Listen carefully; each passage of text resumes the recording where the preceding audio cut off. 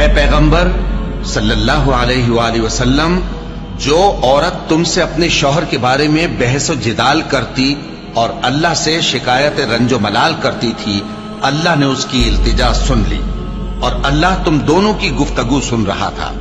کچھ شک نہیں کہ اللہ سنتا ہے، دیکھتا ہے۔ جو لوگ تم میں سے اپنی عورتوں کو ماں کہہ دیتے ہیں وہ ان کی مائیں نہیں ہو جاتی، ان کی مائیں تو وہی ہیں جن کے بطن سے وہ پیدا ہوئے۔ بے شک وہ نامعقول اور جھوٹی بات کہتی ہیں، اور اللہ بڑا معاف کرنے والا ہے، بخشنے والا ہے۔ اور جو لوگ اپنی بیویوں کو ماں کہہ بیٹھیں پھر اپنے قول سے رجوع کر لیں تو ان کو قربت سے پہلے ایک غلام آزاد کرنا ضرور ہے۔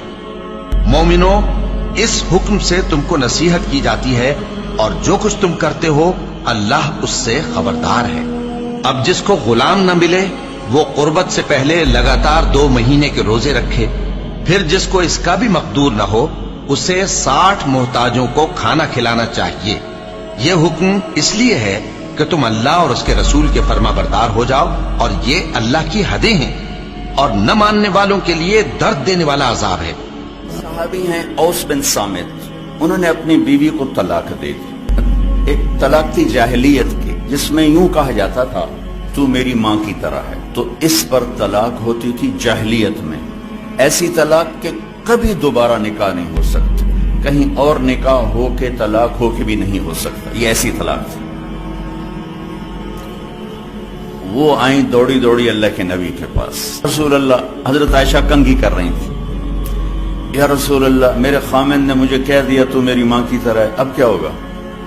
تو چونکہ شرعی حکم موجود نہیں تھا، آپ نے رواج پر فرمایا خولا، طلاق ہو گئی۔ کہ یا رسول اللہ آپ نظر ثانی فرمائیں، انہو ابو ولدی وحب الناس الی، وہ میرے بچوں کا باپ، ہماری آپس میں بہت محبت ہے، اس نے غصے میں کہہ دیا ہے۔ تو آپ نے کہا حرمت علیہ، خولا، طلاق ہو گئی۔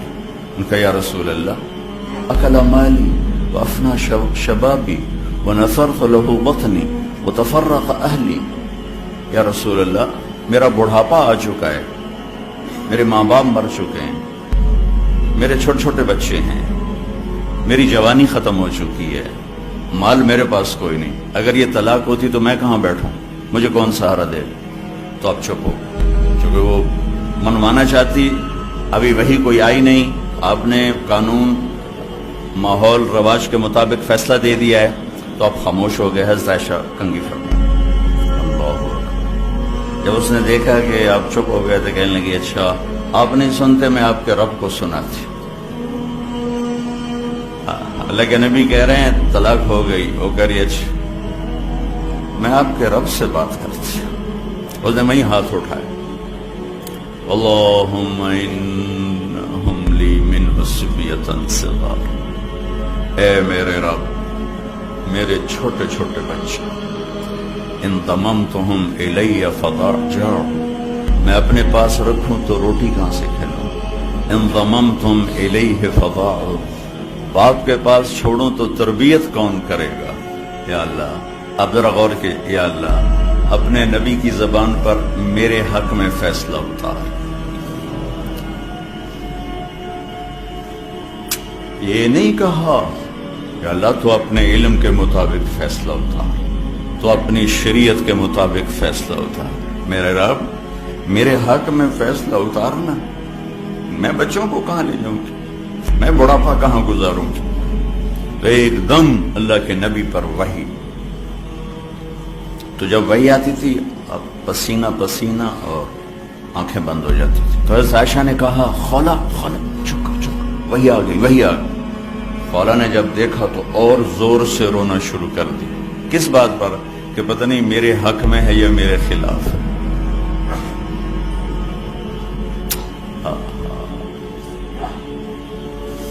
جب وحی ختم ہوئی تو آپ نے پسینہ پہنچا اور مسکراتے ہوئے فرمایا خولا تجھے مبارک ہو، اللہ نے تیرے حق میں فیصلہ دے دیا۔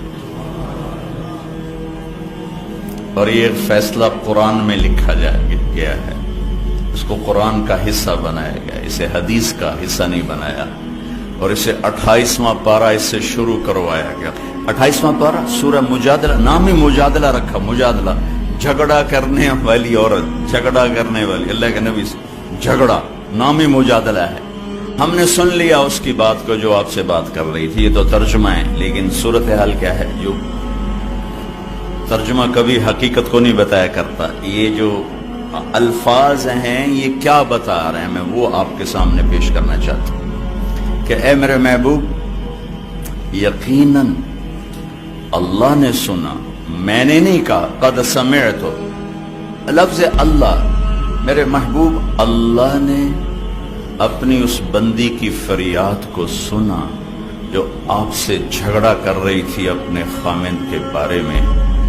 آپ انکار کر رہے تھے، وہ اقرار کروا رہی تھی، اور اس عدالت میں میں بھی موجود تھا، اور میں نے یہ فیصلہ اپنی بندی کے حق میں کر دیا اور اس طلاق کو ختم کر دیا اور اس کا جرمانہ رکھ دیا کہ غلام آزاد کرے اور بیوی حلال ہو گئی، یا مسکینوں کو کھانا کھلائے یا روزے رکھے بیوی حلال ہو گئی۔